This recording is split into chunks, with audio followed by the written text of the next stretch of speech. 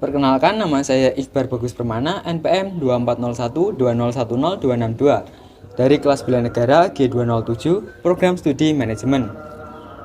Dalam studi manajemen, kita sering membahas good corporate governance sebagai standar pengelolaan perusahaan yang baik. Namun, penelitian menunjukkan bahwa penerapannya saat ini hanya sebagai formalitas belaka. Akibatnya, perusahaan tetap rentan terhadap penyimpangan karena kurangnya fondasi etika yang kuat. Melalui artikel saya membahas mengenai memperkuat good corporate governance dengan internalisasi 5 nilai dasar bela negara ke dalam fungsi manajemennya. Yang pertama, nilai cinta tanah air. Dapat diwujudkan pada manajemen rantai pasok dengan mengutamakan bahan baku lokal dan pemasok lokal. Ini bukan hanya soal tanggung jawab sosial, tapi strategi cerdas untuk membangun kemandirian ekonomi. Lalu yang kedua, nilai sadar berbangsa dan bernegara.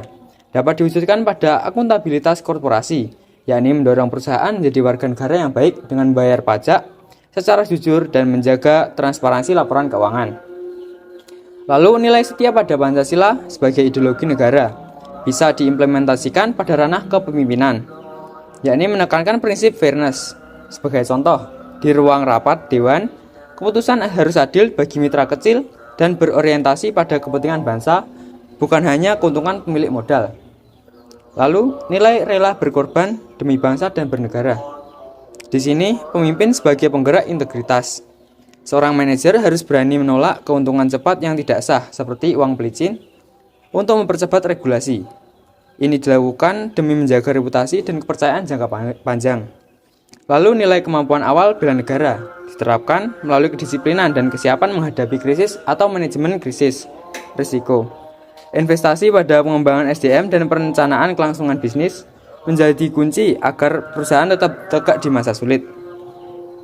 Sebagai kesimpulan, integrasi nilai bela negara ke dalam praktik manajemen akan mengubah good corporate governance dari sekedar aturan menjadi sebuah karakter. Dengan ini, kita menciptakan bisnis yang tidak hanya berkelanjutan, tapi juga bermartabat bagi kemajuan bangsa. Sekian, terima kasih.